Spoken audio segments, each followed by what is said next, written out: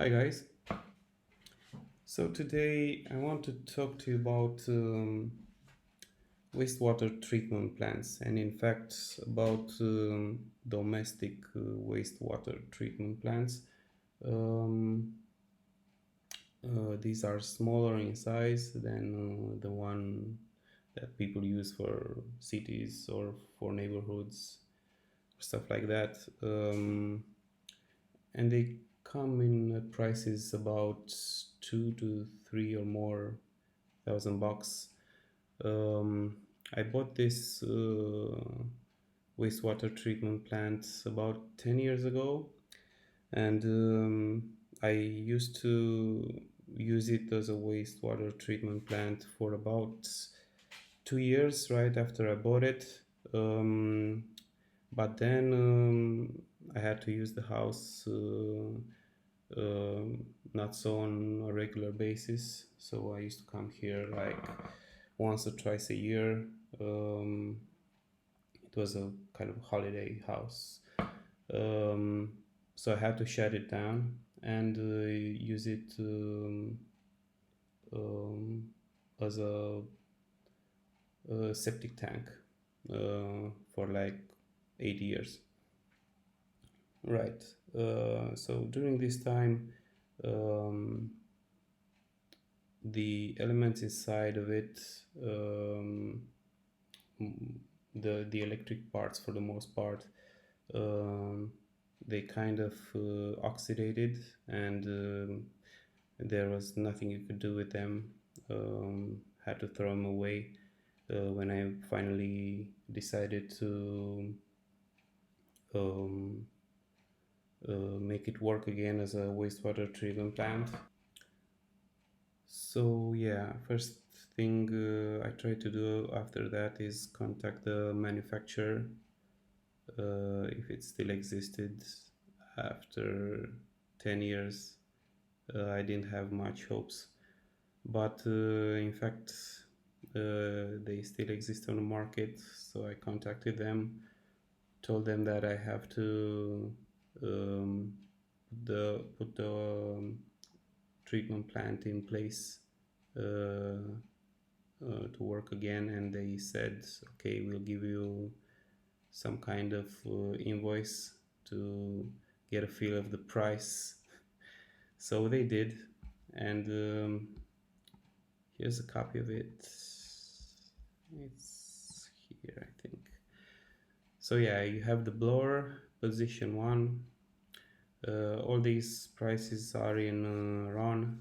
It's the currency of Romania, so I'll try to estimate the overall price at the end in USD.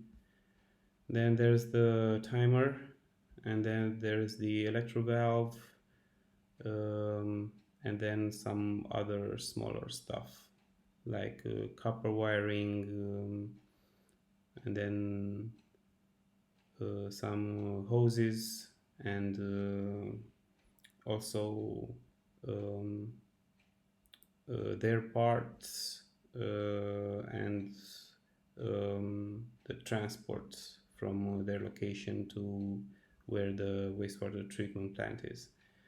So these prices do not include the tax, and they're about almost $1,000. If you add tax, then it's like 1,150, 1.1K.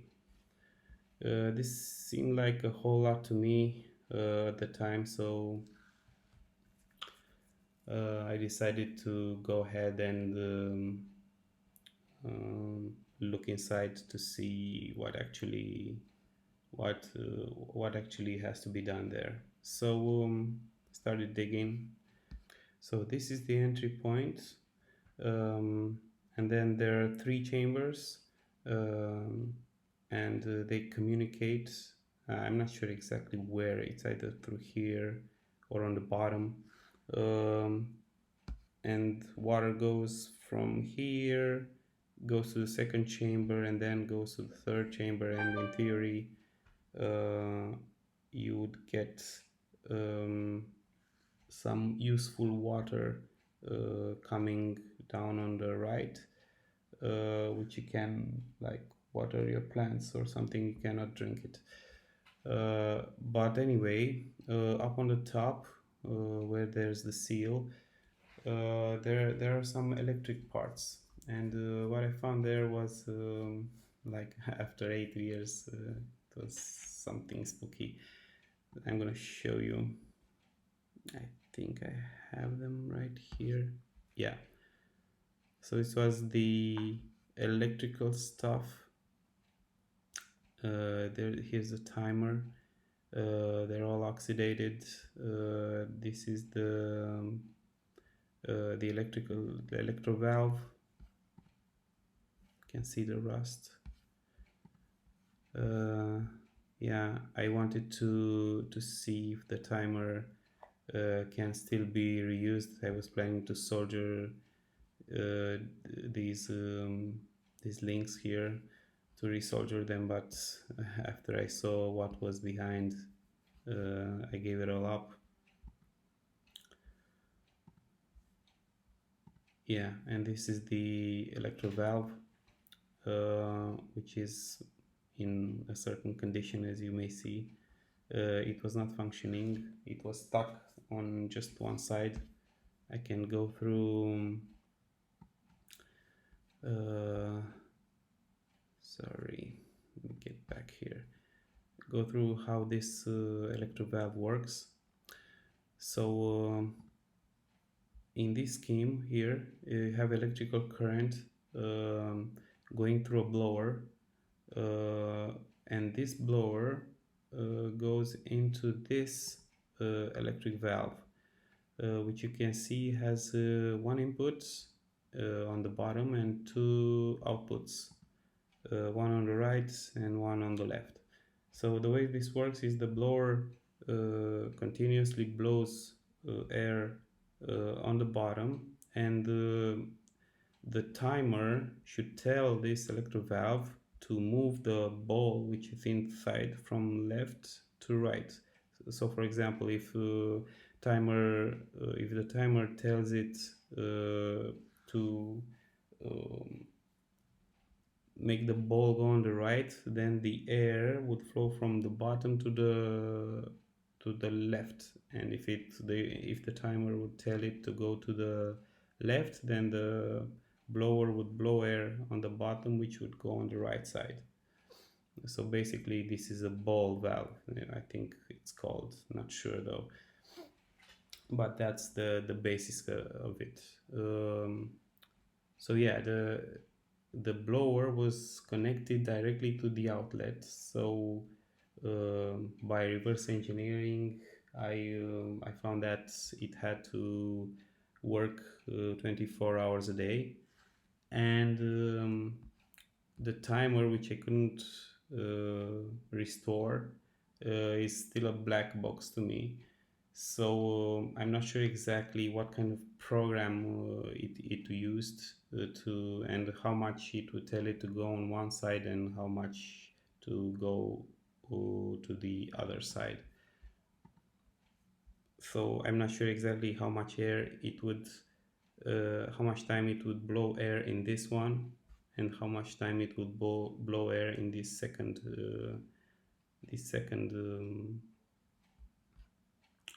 part of the tank. It may be smart to avoid what happened here with the electrical parts. So I'm gonna move the timer to an electric box which I have set up in the garden, which is IP65, so no moisture should affect it. From now on, should have a longer life than the other one did. So yeah, I'm gonna try to present it, but first, the main problem here for me is that the timer is a black box, and I tried to look up how treatment plants work in general, and this seems to me to be very hard to find. I mean, I looked into. I mean, I looked into um,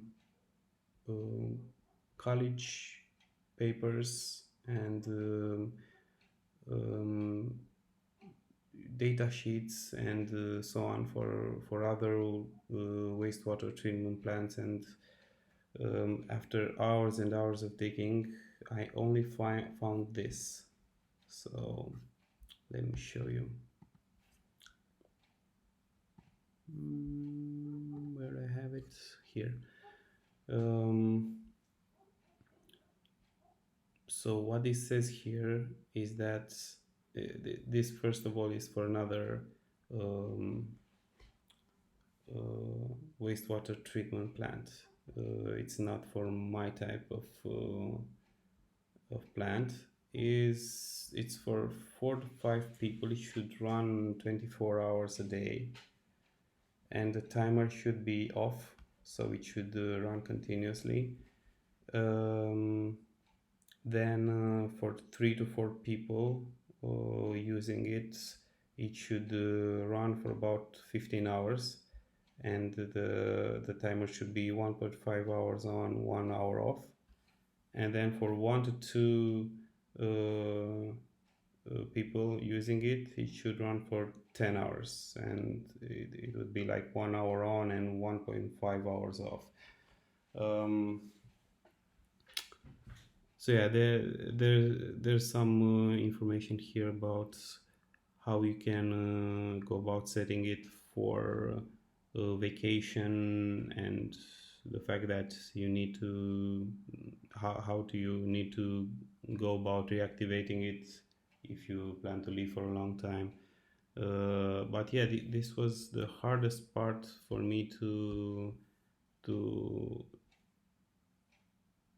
grasp how much time I should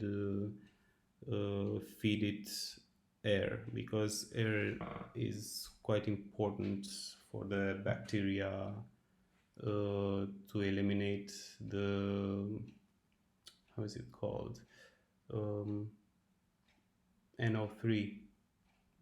Um, and anyway, it's some kind of compound, chemical compound. Uh, and the more it they eliminate, and the more they eliminate, the better the water um, exits the wastewater treatment plant. I'm not exactly sure how this worked in the beginning, but judging from what I've learned by uh, doing some digging, I will let the middle part get air for 1.5 hours, and then I will halt this one and put this one with 1 hour. So it's going to be 1.5 hours to the middle, 1 hour to the first one, to the left one, and then 1.5 to the middle, and then 1 for the left one, and so on. Continuously 7 days a week. Um, so yeah, my question to you, if you know a bit or two, if you know a thing or two about wastewater treatment plants and how they work, um, maybe tell me if I got it right, or if it really matters how much time I feed oxygen to this part, and how much time I feed oxygen to this other part here. Um, Further, I'm gonna just show you how the timer works and how I set it up. So yeah, here it is. Okay, so this is the timer. Um, well, the schematic is quite simple.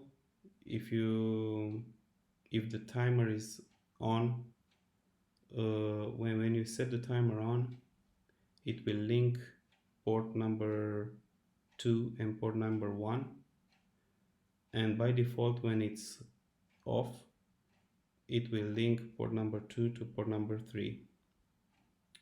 There's a small description here which uh, leads to the same conclusion. Okay, you have to wire this thing and feed it electrical current between these ports, the L port and the N port, these two in the corner. All right, so I'm gonna take it through the menu. It says right now for me to, it's telling me to plug it in to feed it electrical current in here, but you can program it without doing this. Have to press OK for 1 second. I already done the programming on this using these functions. You go to program, hit OK, and then new program. It's gonna ask you for the channel. There are more than one types of these, probably having the same software, and you would have A and B, but this version only has A, so you choose A, and then you can program it in more modes than one. You can set it off and on for days, and then you select the days for which you want to have it on or off. But what I wound up using was this type, which is an impulse. What it does, it's just you set sometimes, which is 59 minutes and 59 seconds max, to link port number 1 and port number 2, and then the rest, which is not set through the timer, will link port number 2 to port number 3. So I already programmed this. You can check it. It's telling me that I have 11 banks of memory for 11 more programs that I could program, but I don't need it anymore, because for channel A I already programmed, like I was telling you, 1 hour and a half on, so it's 45 minutes from midnight, and then another 45 minutes from 45 minutes past midnight, and then 1 hour will be off, so we get to 2:30, and then we have this cycle again, 45 minutes, 45 minutes, and then 1 hour of not linking port 1 and 2, and then you get to 5 o'clock, and so on. So I managed to set the cycle to 1.5 hours on, 1 hour off, 1.5 hours on, 1 hour off. And I'm gonna use this to command the electro valve. Right. Okay, so let me know what you think. Is there something I could have done differently? Is there something I did good? Is there something I did bad? And also keep in mind that English is not my mother tongue, so sorry about all the babbles. Thank you. See you soon. Bye.